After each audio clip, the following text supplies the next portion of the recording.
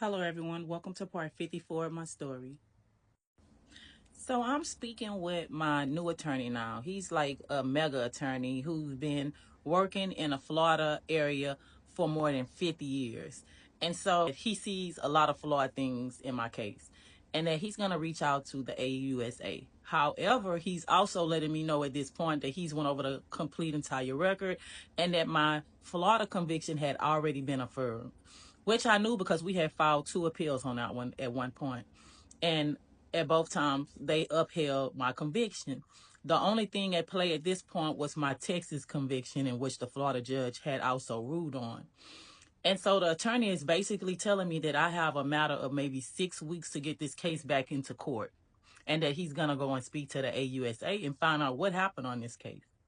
And so, I leave this meeting after speaking with him humbled, because at this point I'm feeling like, maybe this guy can help me out and I can leave prison soon because I want to go home. At this point, I've talked to my oldest daughter. She's 21 years old and she's letting me know that she is pregnant. So, of course, I don't want to miss the birth of her first child, and I'm in prison. So I'm trying to stay hopeful and basically telling her, well, I filed this appeal. I got a new attorney. Hopefully I'll be leaving soon so I won't miss the birth of my first grandchild. However, my attorney gets back in contact with me. I go down to my counselor office. Me and him have this whole hour conversation. He's spoken with the AUSA in this case. And I'm going to rewind a little bit for you guys right here, because I know a couple of you have been asking me what happened with the baby mom when they took her computer. Okay, so I was also convicted in a Florida case on conspiracy to commit wire fraud and mail fraud. So I told y'all about the documents coming through the mail. So they were able to prove when they took her computer that she at work had been doing these documents, placing these seals on it with attorney names and judges' names on them. That was not the work of me. However, it was in my paperwork, and that was a reason that I did not want to sign my factual proffer, because I believed that it was unfactual, that the stuff that they were putting in there was not stuff that I had did, and I had already said in the beginning that, hey, I want to be held responsible for what I did, not what somebody else did. However, you don't get that luxury when you're dealing with the federal government. That's why they have conspiracy.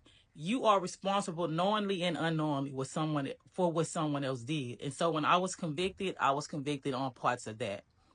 However, when she was arrested because they were able to prove that she had done these documents, lots of them, on this work computer in a federal office. So moving forward, so I'm talking to my attorney, and my attorney is basically telling me that he doesn't have not so good news for me. He's telling me at this point that, he's spoken with the AUSA and he just believes that I was made an example out of. However, he had more bad news for me.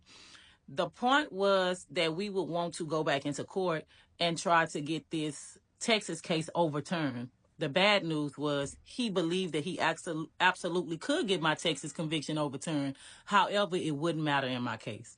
Reason it wouldn't matter in my case is because the judge had filed my cases to run concurrently. So even if my Texas conviction was overturned, I would still be left serving 8 years. There was no reason for me.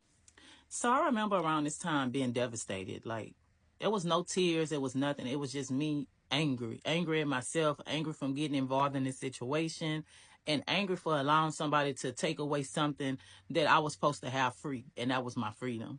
And so I remember I was speaking with one of his baby moms through email, and she sends me an email from him. I never get emails from him because when I came into the prison system, they asked me if I wanted to correspond with him, and off the top, I said no. That I didn't want to communicate with him. I didn't want no doing. No, I just didn't want any dealings with him. So the email is because she's basically discussing whatever I'm discussing with her with him. And the email goes like, tell her that if she want to get out, she knows what she's going to have to do. She's going to have to cooperate. Here he go again trying to tell me to become a snitch like he is.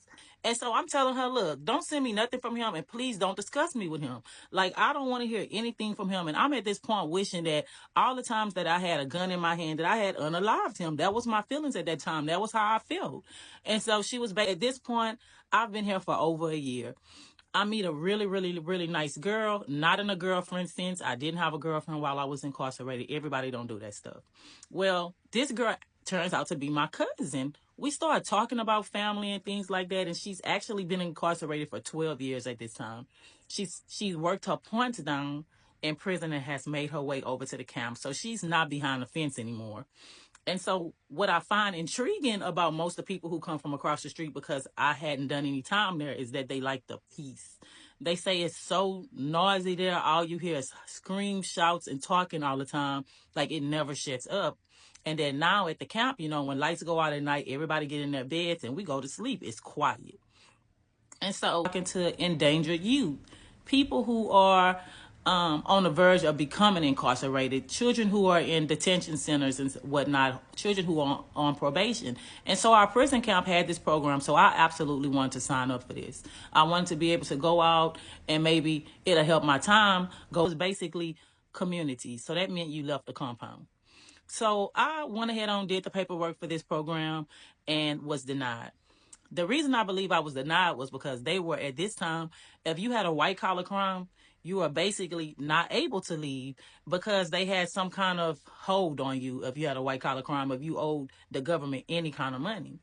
And so I wasn't able to get into this program. And so I just admired all the ladies who were out telling these horrific stories. There were girls who had been trafficked, sex trafficked. They're going out telling people the dangers of doing drugs. Most of these people had drug crimes for some reason. There wasn't anyone in these programs that had white collar crimes. And so I thought that was a little discriminatory. However, hey, that's how the federal system works. Well, she's telling me her amazing story, how she was a drug queen pin in the Dallas Fort Worth area, which is absolutely confirmable. She owned multiple businesses. She was the woman that sold the drugs to the drug dealer. She was major. And so she was telling me how, she regretted that when she was 20 or 21 and caught this first case, that she didn't take it. She didn't take it seriously. So that judge, when the judge sentenced her to 2 years to TDCJ, that was just like a tap on the wrist. She also went on to tell me that, hey, when she got in trouble the second time and she got maybe 5 years, that didn't mean anything to her. That was a tap on her wrist because she was still young. But now she was about 10 years older than me at this time. She had 3 grown children who were all incarcerated at this point. She felt like drug selling was idolized and it shouldn't be. She said, I lost everything. She said, I'm just like you. Everything I own is in a locker at this point. And so that was my sister, my cousin, two of my daughters coming to visit me, and my baby son.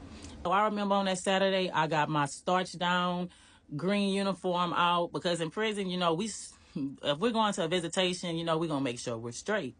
I had went over to Cosmo, got me a bob cut in my hair. It was bone straight. I was waiting for my family to arrive that next day. So this visit was extremely hard for me, watching my daughters cry and me having to hold back my tears. And I remember at one point, I reached over to give my daughter a hug and the officer walked over there and was like, this is your warning. And so when you're in prison, once you get there, you're able to hug every person. But once you sit at the table, we're not allowed to touch. So as my daughter was crying and I wanted to wipe away her tears, I couldn't because it could end my visit. But I told them, hey, look at me. I look the same, right? And they were like, yeah, Mom, you look good. You still look like yourself. And I'm like, nobody's hurting me. Nobody's hitting me over here. I'm eating every single day. I'm good. And, I wanted to reassure them that I was not in a place where somebody was doing harm to me.